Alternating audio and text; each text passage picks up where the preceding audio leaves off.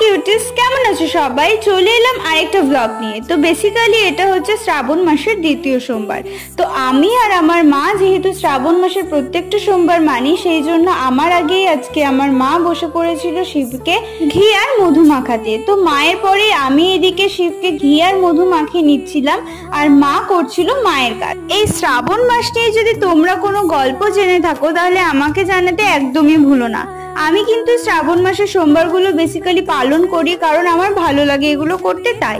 তো তারপরে আমি সবার প্রথমে দুধ ঢেলে নিচ্ছিলাম। এইবার আর পঞ্চামৃত বানানো হয়নি, তাই জন্য শুধুই দুধ ঢেলে নিচ্ছিলাম। প্রথমে আমি ঢেলেছি, তারপর আমার মা ঢেলে নিয়েছিল। আমি জানি শিবের কোনো চাহিদা নেই, তুমি ভক্তি ভরে তাকে যা দিয়ে পুজো দেবে সে হাসি মুখে সেটাই মেনে নেবে।